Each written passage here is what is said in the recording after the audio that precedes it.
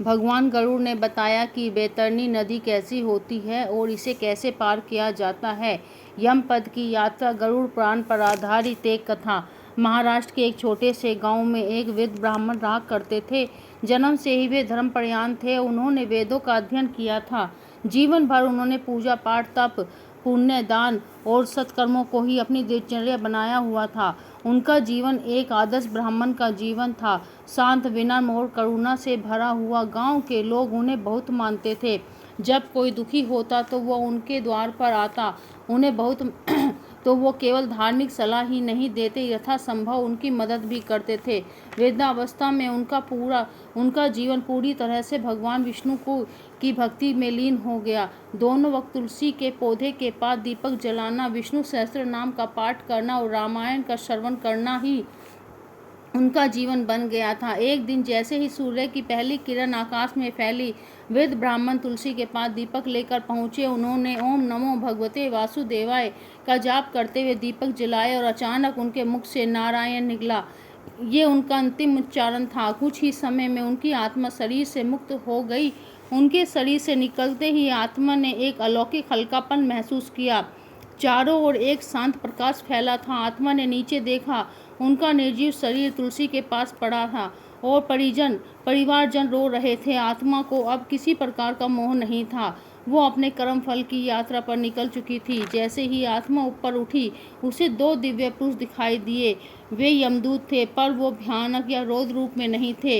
इन यमदूतों के मुख पर गंभीरता के साथ एक दैवीय तेज था। ब्राह्मण श्रेष्ठ उनमें से एक बोला, आपको यमलोक की यात्रा करनी है। आप भयभीत ना हो। ये मार्ग कठिन अवश्य है, पर आपके पुण्य आपको मार्गदर्शन करेंगे। आत्मा ने शांत भाव से सिर हिलाया और यात्रा प्रारंभ की। पहला पड़ाव बैतरणी नदी। कुछ ही समय में वे एक भयानक नदी के किनारे पहुंचे। काली, गंदी, असहनीय दुर्गंध से भरी हुई थी बैतरणी नदी। इसकी लहरें रक्त, मल और मांस के टुकड़ों से भरी पड़ी थी। नदी में अनेक आत्माएं झटपटा रही थी। कोई डूब रहा था, कोई झटपटा रहा था, कोई अपने कर्मों पर पछता रहा था। ब्राह्मण ने यमदूतों से पूछा, मैंने जीवन भर धर्म का पालन किया, फिर इस गंदे स्थान और भयानक स्थान से क्यों गुजरना पड़ रहा है? वो बोले, हे पुण्य आत्मा, ये बैतरणी है। इसे सबको, हर आत्मा को पार करना अनिवार्य है, परंतु केवल वे ही इस पर बिना कष्ट पार कर सकते हैं जिन्होंने गोदान किया हो, धर्म पूर्वक जीवन जिया हो, मृत्यु के समय भगवान का स्मरण किया हो। ब्राह्मण के मन में शांति आई। उन्होंने जीवन में कई बार गोदान किया था।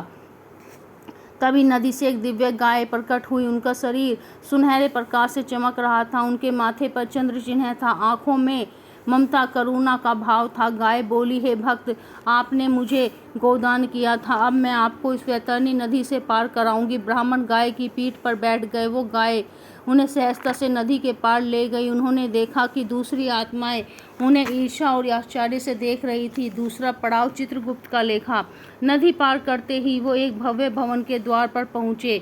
ये था चित्रगुप्त का लेखाकार। विशाल दरवाजे, ऊंची छत, लाखों ग्रंथों की अलमारियां थी। बीच में एक विशाल सिंहासन पर चित्रगुप्त देव विराजमान थे। उनके हाथ में एक स्वर्ण कलम थी। सामने एक विशाल ग्रंथ खुला हुआ था। चित्रगुप्त ने कहा, ब्राह्मण की ओर देखा, ब्राह्मण, तुमने जीवन में कई पुण्य किए हैं, दान, धर्म, यज्ञ, सेवा और भक्ति, और कुछ पाप भी। एक बार तुमने एक गरीब को धिक्कारा, एक बार क्रोध किया, कभी कभी अहंकार भी किया। ब्राह्मण ने सिर झुका लिया। चित्रगुप्त बोले, परंतु तुमने विष्णु का नाम स्मरण करते हुए जीवन जिया है, अंतिम क्षण में नारायण का उच्चारण किया। ये तुम्हारे समस्त पापों का प्रायश्चित है, तो तुम्हें नरक नहीं जाना पड़ेगा, स्वर्ग के अधिकारी हो। परंतु यमपुरी के दर्शन उन्हें अवश्य कराए जाएंगे, ताकि वे जान सके मृत्यु के बाद यात्रा कितनी कठिन हो सकती है। तीसरा पड़ाव, यमपुरी का दर्शन। अब ब्राह्मण को एक विशेष रथ में बैठाकर यमपुरी की ओर ले जाया गया। रथ आकाश में उड़ रहा था और नीचे भयानक दृश्य दिख रहे थे।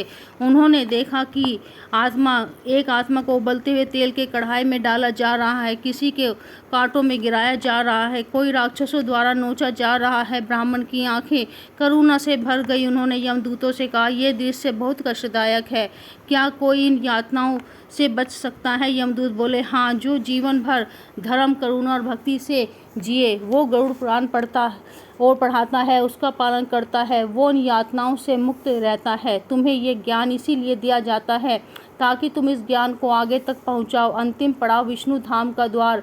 अंत में रथ एक दिव्य प्रकाश की ओर बढ़ा। दूर से ही भजन कीर्तन की ध्वनि सुनाई देने लगी। स्वर्गीय सुगंध, खुशबुओं की वर्षा और शांत वातावरण, ये सब विष्णु धाम की निशानी थी। एक द्वार पर दो दिव्य द्वारपाल खड़े थे। ब्राह्मण श्रेष्ठ उनमें से एक बोला, आपका स्वागत है। आप धर्म, दया, भक्ति के मार्ग पर चले। अब आप भगवान विष्णु के धाम में प्रवेश पा सकते हैं। ब्राह्मण ने यमदूतों की ओर देखा, हाथ जोड़े कि मैं चाहता हूं कि मेरे वंशज सभी लोग धर्म के मार्ग पर चले, इस यात्रा का सत्य सब जाने। द्वार खुले। ब्राह्मण आत्मा रूप में भगवान विष्णु के चरणों में लीन हो गए। गरुड़ पुराण केवल मृत्यु के रहस्य को प्रकट नहीं करता, बल्कि ये जीवन का भी मार्गदर्शन करता है।